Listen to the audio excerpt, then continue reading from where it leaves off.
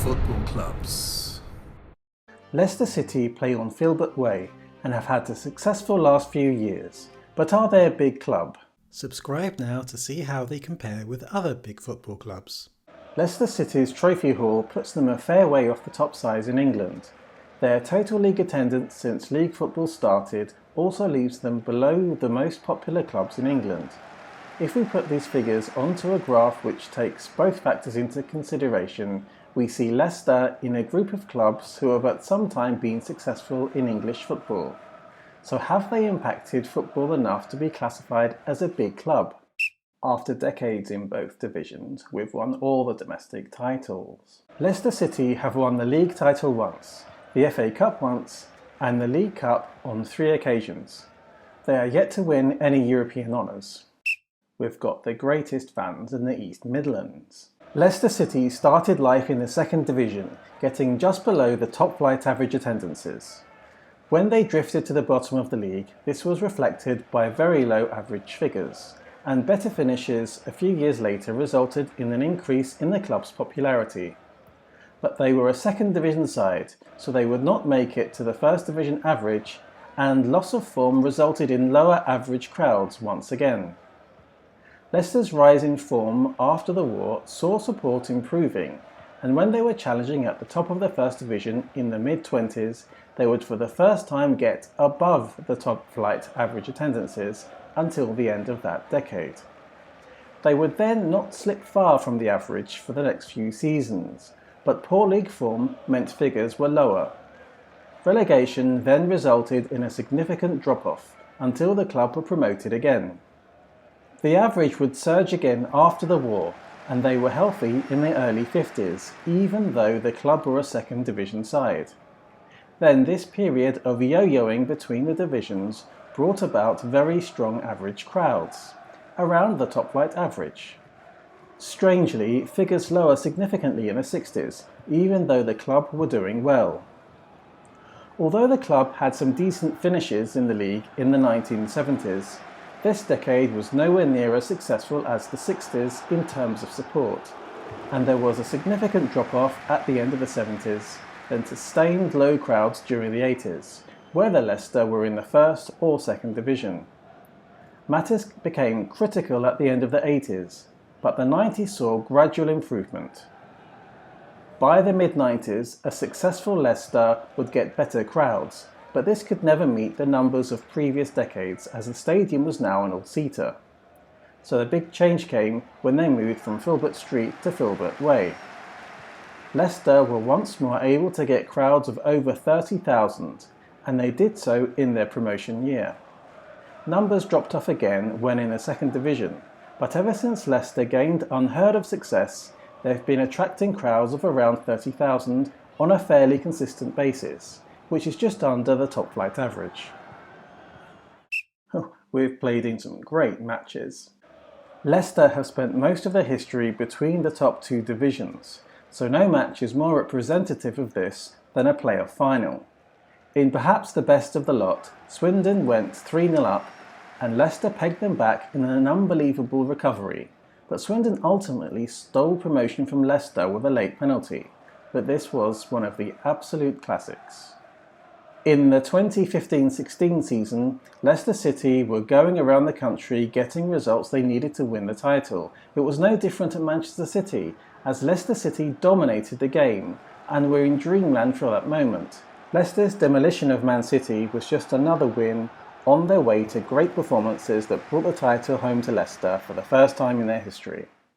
What about that title-winning team?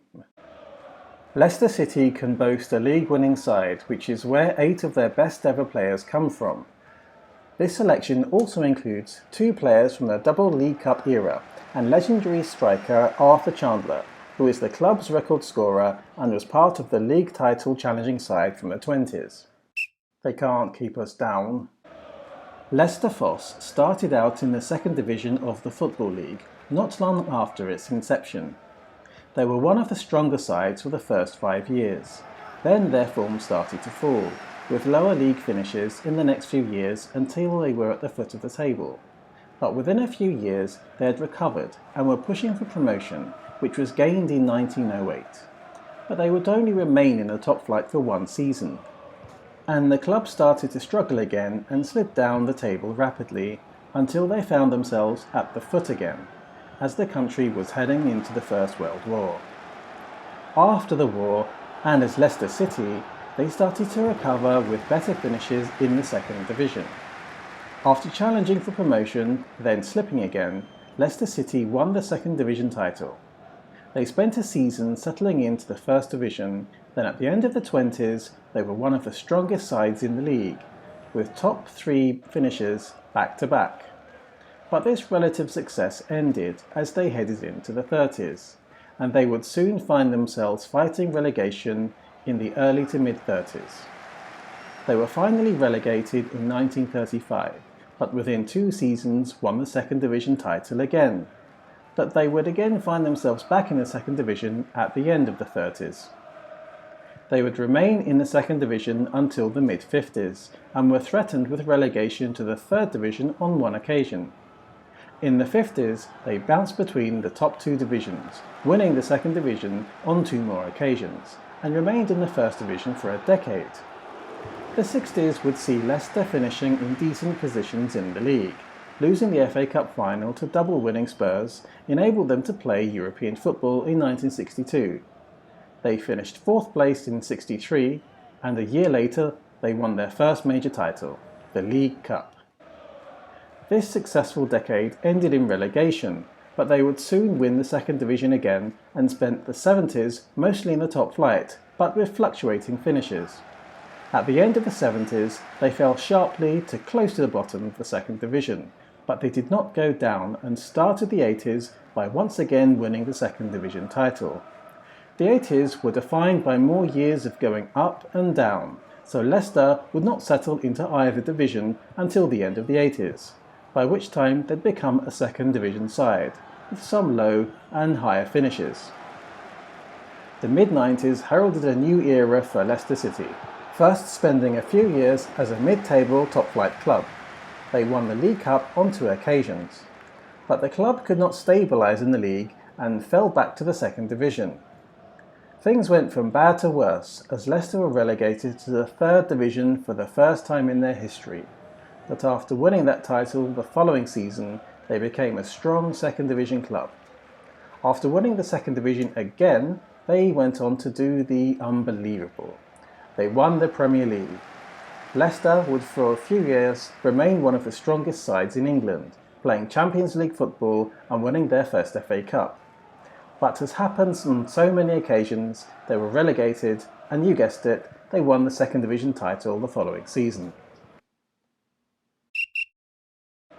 Overall, Leicester City have achieved moderate success over their entire history and managed to shock the world by winning the Premier League. Although they made it to the Champions League quarter-finals, they've not played enough European football to be called a success there. Leicester do not historically have one of the greatest fan bases. They've often been close to the top-flight average and on very few occasions above it. They now comfortably get above 30,000 at home matches, but other clubs have moved beyond this. Leicester don't have the range of top matches from over their history, but have had a classic playoff and a run of great performances in their title-winning year. In that year, their players were in great form and achieved heights never before reached at the club. But throughout their history, we cannot say that they've been churning out world beaters. Leicester City have spent a lot of their history around the top 2 divisions of England and have at times challenged for trophies. They could be happy with their success, but have not featured consistently at the top. This is what separates them from England's big football clubs. Have a smaller club ever won the league? Please comment below. Like and subscribe to Big Football Clubs to watch videos as they're released each week.